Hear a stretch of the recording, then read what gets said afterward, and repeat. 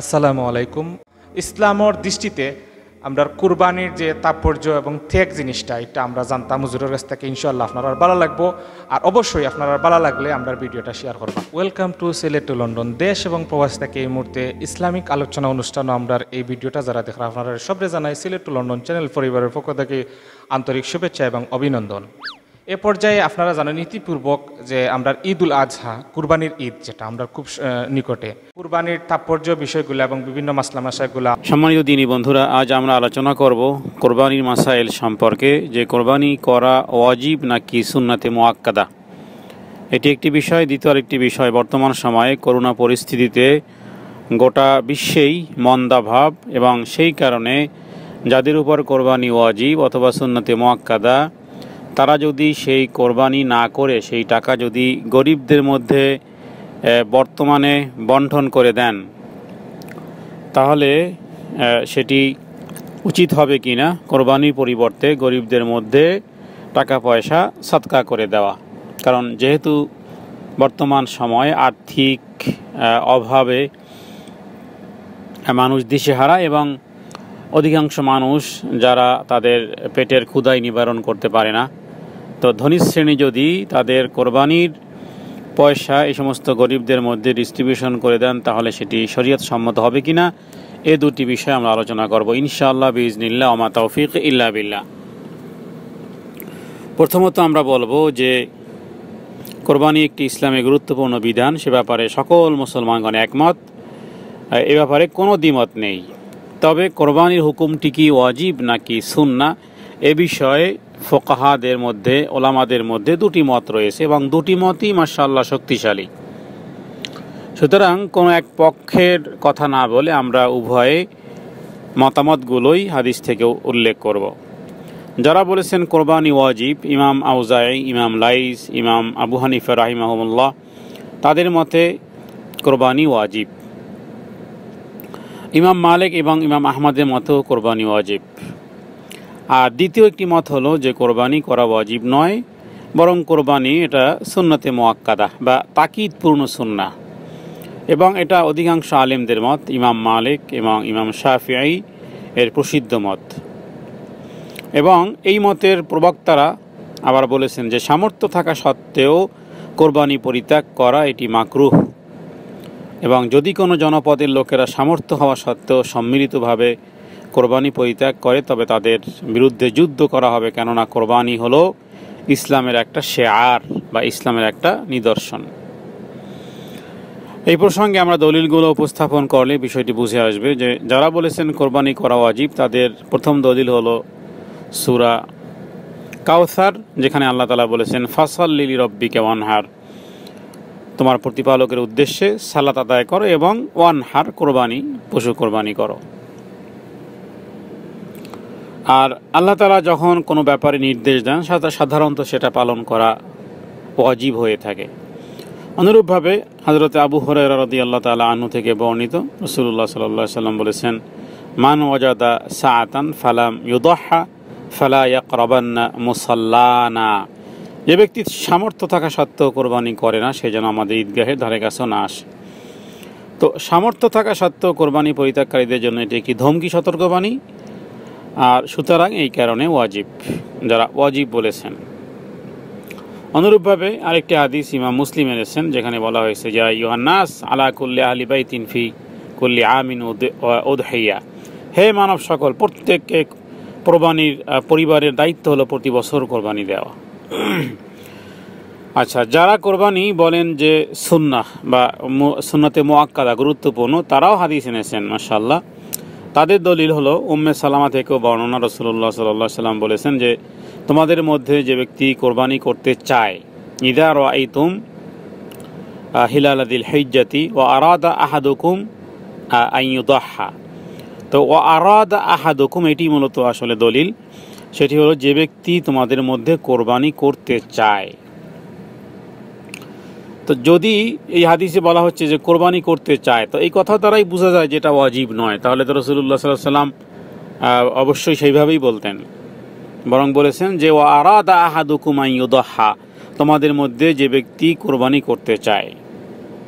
আচ্ছা, দ্বিতীয় হলো যে রাসূলুল্লাহ সাল্লাল্লাহু আলাইহি ওয়াসাল্লাম তার উম্মতের যারা কোরবানি করেনি তাদের পক্ষ থেকেও কোরবানি করেছেন। এর দ্বারা বোঝা যায় যে কোরবানি ওয়াজিব নয়। আল্লামা ইবনু উসাইমিন তিনিও এই পক্ষে দলিল প্রমাণ উল্লেখ করার পর বলেন যে এই সকল দলিল প্রমাণ পরস্পর বিরোধী নয়, বরং একটা অন্যটার সম্পূরক। তাছাড়া উভয় পক্ষে দলিল সমানভাবে বলিষ্ঠ, যাতে কোনো একটার প্রতি পক্ষপাতিত্ব সহজ নয়।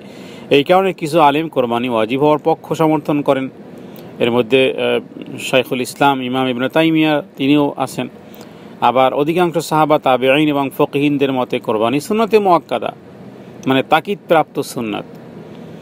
তবে মুসলমানদের জন্য উচিত হলো সামর্থ্য থাকলে কোরবানি ত্যাগ না করা, উচিত নিজের এবং পরিবার পরিজনের তরফ থেকে কোরবানি করা, যাতে আল্লাহর আদেশ পালনে এবং মহানবীর অনুকরণে বিরাট সওয়াবের অধিকারী হওয়া যায়। তাছাড়া আল্লাহ তাআলা এটাকে একটা শেয়ার উল্লেখ করেছেন।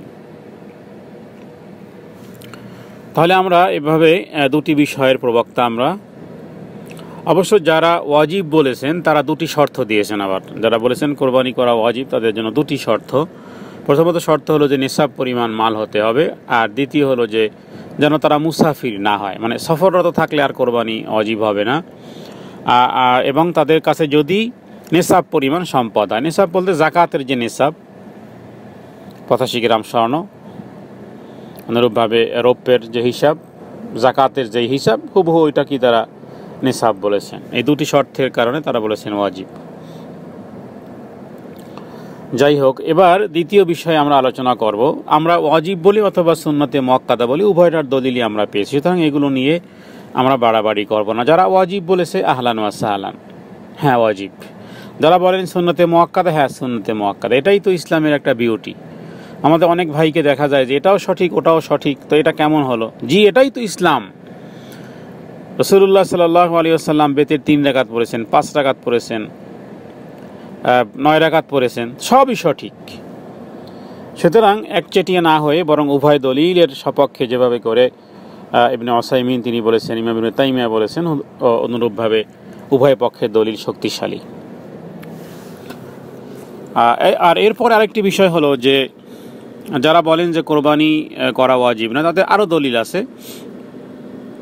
সুন্নতে মুআক্কাদা বলেছেন যেটা ওয়াজিব নয়, এই কারণে যে যেই কোনো মূল্যে প্রত্যেক কোরবানি ওয়াজিব নয়। এই কারণে যে হযরতে আবু বকর সিদ্দিক রাদিয়াল্লাহু তাআলা আনহু এবং হযরতে ওমর রাদিয়াল্লাহু তাআলা আনহু অনেক সময় কোরবানি করতেন না। কোরবানি সামর্থ্য থাকা সত্ত্বেও তারা কোরবানি করতেন না। এটা এই কারণে যে যাতে করে কেউ এটাকে ওয়াজিব মনে না করে, লোকেরা যাতে এটাকে ওয়াজিব মনে না করে, সেই জন্যই সামর্থ্য থাকা সত্ত্বেও হযরত আবু বকর সিদ্দিক রাদিয়াল্লাহু তাআলা আনহু এবং হযরতে ওমর রাদিয়াল্লাহু তাআলা আনহু অনেক সময় কোরবানি করতেন না। আব্দুল্লাহ ইবনে ওমর, আব্দুল্লাহ ইবনে আব্বাস এবং বেলাল রাদিয়াল্লাহু তাআলা আনহু এবং আবু মাসউদ আনসারী রাদিয়াল্লাহু তাআলা আনহু থেকে অনুরূপ হাদিস বর্ণনা রয়েছে। এবং দেখতে পারেন বাইহাকির 9/246 থেকে 266 নম্বর পৃষ্ঠা, এবং মিরাতের 5/72 থেকে 73 নম্বর পৃষ্ঠা, এবং তাফসির ইবনে কাসির বৈরুত ছাপার 3/234 নম্বর পৃষ্ঠা, এবং তাফসিরে কুরতুবির 15/108 থেকে নিয়ে 109 নম্বর পৃষ্ঠা। তো এখানে এই বিষয়গুলো উল্লেখ করা হলো। অন্যদিকে আব্দুল্লাহ ইবনে ওমর বলেন রাসূলুল্লাহ সাল্লাল্লাহু আলাইহি ওয়াসাল্লাম 10 বছর মদিনা অবস্থানকালে সবসময় তিনি কোরবানি করেছেন। সুতরাং আবু হানিফা রহমতুল্লাহ আলাইহি এবং ইমাম মালিক তাদের মতে কোরবানি ওয়াজিব। ইমাম মালিক এবং নাখাই থেকে কেউ কেউ বর্ণনা করেছেন, এবং ইমাম ইবনে তাইমিয়া তিনি এটাকে সমর্থন করেছেন। তো সুতরাং এই ক্ষেত্রে আমরা বলবো যে হাদিসগুলোতে এবং যেখানে বলা হয়েছে যে যাদের সামর্থ্য আছে তারা যদি কোরবানি না করে, রাসূলুল্লাহ সাল্লাল্লাহু আলাইহি ওয়াসাল্লাম বলেছেন যে সে ব্যক্তি যেন আমাদের মুসাল্লার কাছেও না আসে। ইবনে মাজার এই হাদিসটি 2532, 2532 এবং নাইলুল আওতারের 271 নম্বর পৃষ্ঠাতে রয়েছে। হাদিসটি বিশুদ্ধ। তো এই হাদিসে আলোকে ওয়াজিব বলেছেন। যাই হোক, অবস্থার প্রেক্ষাপটে আলাদা আলাদা হতে পারে। দ্বিতীয় যে বিষয়টি আর তা হলো যে বর্তমান সময়ের সিচুয়েশনে, পরিস্থিতিতে যদি কোনো ব্যক্তি কোরবানির না দিয়ে সেই অর্থ যদি গরিবদের মধ্যে বন্টন করে দেয়, সেটি হবে কি না। এর উত্তরে বলবো যে ইবাদতকে ইবাদতের মতোই রাখা উচিত। কারণ হলো যে এই বিষয় নিয়েও অবশ্য দুটি মতামত রয়েছে। আমরা ওলামাদের মতামতগুলো দেখেছি ফিকহের কিতাবের মধ্যে অন্যান্য বিষয়ে, যে কোরবানি পশু জবাই করা উত্তম নাকি সেই টাকা সাদকা করে দেওয়াটা উত্তম। এ বিষয়ে আলেমদের মধ্যে একটু মত পার্থক্য রয়েছে। সব ওলামায়ে কেরামগণ ঐক্যমত এটি সাব্যস্ত যে কোরবানি পশু জবাই করাটাই উত্তম। কোরবানি পশু জবাই করাটাই উত্তম, কারণ রাসূলুল্লাহ সাল্লাল্লাহু আলাইহি ওয়াসাল্লাম পশু জবাই করেছেন। যদি এমনটি হতো তাহলে জবাই না করে সদকা করে দিতেন, তাহলে প্রমাণ পাওয়া যেত যে সদকা করাটাই উত্তম। আর তাছাড়া প্রথম কথা হচ্ছে যে রাসূলুল্লাহ সাল্লাল্লাহু আলাইহি ওয়াসাল্লাম জবাই করেছেন, শুধু জবাই করেছেন তা কিন্তু না, নবীজি কোরবানি পশু সাহাবীদের মধ্যে জবাই করে বন্টন করে দিয়েছেন এবং বলেছেন তোমরা জবাই করো। নবীজি কিন্তু বলেননি যে তোমাদের মধ্যে সদকা করে দিয়েছি তোমরা নিয়ে যাও, বরং জবাই করার নির্দেশ করেছেন, মানে রক্ত প্রবাহিত করাটা। এবং কোরআনুল কারীমে সূরা হজ্জের ওই আয়াতটাকে আনা হয় যেখানে আল্লাহ তাআলা বলেন লা ইয়ানালাল্লাহু লুহুমুহা ওয়ালা দিমাউহা ওয়ালাকিন ইয়ানালুহুত তাকওয়া মিনকুম। তোমাদের এই রক্ত, তোমাদের এগুলো কোনো কিছুই পৌঁছে না, তো আপনি যদি রক্তই প্রবাহিত না করেন। তো যেহেতু ইসলামের আরেকটি বিষয় হলো যেটি পারিবারিক একটা বিষয়, যে ঈদের আল্লাহ তাআলা যে আনন্দ দিয়েছেন আমাদের বাৎসরিক দুইটি ঈদ, তো কোরবানির ঈদে ঈদুল আজহার আনন্দটার একটা অংশ হলো পশু জবাই করা, রক্ত প্রবাহিত করা। তো রক্ত যদি প্রবাহিত না করেন তাহলে বলা যায় যে সত্যিকার অর্থে ওই ঈদ যেই আনন্দ আল্লাহ তাআলা আমাদেরকে দিয়েছেন এবং তার মধ্যে রক্ত প্রবাহিত করার বিষয়টি আছে, তো আর সে বিষয়টিকে পাশ কাটিয়ে চলে যাওয়া হয়। সুতরাং জবাই করতে হবে, মানে পশু জবাই করাটাই উত্তম। প্রয়োজনে সেই গোশতই গরিবদের মধ্যে বন্টন করে দিতে হবে, টাকা দান না করে। আপনি যতজনকে টাকা দিতে চাইতেছেন টাকা না দিয়ে বরং গোশত দেন। আচ্ছা, হাসান বসরি একজন তাবেঈ, সাহাবাদের পরের যুগ হযরতে হাসান বসরি, তিনি বলেছেন যে আল্লাহর রাস্তায় সন্তুষ্টির জন্য কোরবানি হিসেবে একটি ছাগল জবাই করা আমার কাছে 100 দিরহাম আল্লাহর রাস্তায় সদকা করার চাইতে উত্তম। 100 দিরহাম, অথচ ওই সময়কালে 1 দিরহামে একটি ছাগল পাওয়া যেত। তার মানে আল্লাহর রাস্তায় একটা ছাগল কোরবানি করাটা কি বলেছেন যে 100 দিরহামও আল্লাহর রাস্তায় সদকা করার চেয়ে উত্তম। এবং এর কারণ হিসেবে তিনি বলেন যেহেতু আল্লাহর রাস্তায় এই রক্ত প্রবাহিত করার বিষয়টি স্বয়ং আল্লাহ সুবহানাহু ওয়া তাআলা তিনি নির্দেশ করেছেন এবং এটাকে নিদর্শন শিয়ার হিসেবে উল্লেখ করেছেন কোরআনুল কারীমে সূরা হজ্জের মধ্যে। আল্লাহ তাআলা যেখানে বলেছেন যে এই কোরবানি মুসলিম উম্মাহর জন্য একটি নিদর্শন হিসেবে আমি করে দিয়েছি। অতএব এই আলোচনা আলোকে আমরা বলবো যে কোরবানি করাটাই হলো ইবাদত, প্রয়োজনে সেই গোশতই বন্টন করে দিবেন। আর যদি কেউ মনে করে যে কোরবানির না দিয়ে টাকা পয়সা মানুষের গরিব অসহায়দেরকে দিয়ে দেওয়াটাই কোরবানির পরিবর্তন বা বদল, এটা করা যাবে না। যদি কোথাও এমনটি হয়ে থাকে যে এমন দুর্যোগ যেখানে মানুষ গোশত পাকিয়ে খাওয়া তো দূরের কথা, সেখানে মানুষের একটু রুটি দেওয়াটাই সম্ভবপর নয়, এখন সেখানে কোনো একজন ধনী শ্রেণী যদি থাকেন তো তিনি সেক্ষেত্রে কোরবানির জন্য, একটা হলো কোরবানির জন্য আমি যেই পয়সা রেখেছি সেই পয়সাই গরিবদের মধ্যে বন্টন করে দিচ্ছি তা নয়, বরং এখানে তিনি ওই বছর প্রয়োজনে কোরবানি করবেন না, যেহেতু কোরবানি ওয়াজিব নয়। তাহলে যেই পয়সা থেকে তিনি কোরবানি করতেন সেই পয়সাটাই তিনি গরিবদের মধ্যে বন্টন করে দেবেন। দেখুন এখানে সূক্ষ্ম একটি পার্থক্য আছে। একটা হলো যে আমি কোরবানির জন্য 10,000 টাকা রেখেছি, আমি 10,000 টাকা ডিস্ট্রিবিউশন করে দিলাম গরিবদের মধ্যে, আর আমি সেটাকে মনে করলাম যে কোরবানির বিপরীত আমি করলাম, মানে কোরবানি যেটা করতাম সেই টাকায় আমি ডিস্ট্রিবিউশন করে দেওয়ার মাধ্যমে হুকুমটাকে, এই টাকাটা বন্টন করাটাকে আমি কোরবানির সওয়াব অথবা কোরবানির হিসাবটাকে উল্লেখ করলাম যে আমি কোরবানি দিয়েছি অথবা কোরবানির টাকাটা আমি ডিস্ট্রিবিউশন করে দিয়েছি, মানে কোরবানির পশুর অর্থ দিয়ে গরিবদের মধ্যে বন্টন করে দিয়েছি।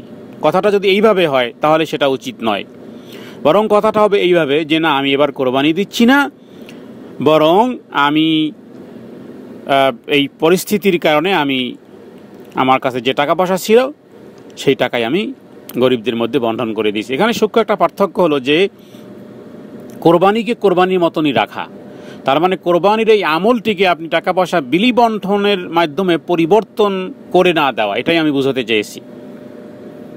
তার মানে আপনি যেই টাকা গরিবদের মধ্যে ডিস্ট্রিবিউশন করে দিচ্ছেন, বন্টন করে দিচ্ছেন, সেটাকে কোরবানির টাকা মনে না করে বলবেন যে আমি কোরবানি এবার দিচ্ছি না, যেহেতু আমার চতুর্পাশে মানুষজন ক্ষুধার্ত, সুতরাং সেই টাকাই আমি গরিবদের মধ্যে বন্টন করে দিচ্ছি।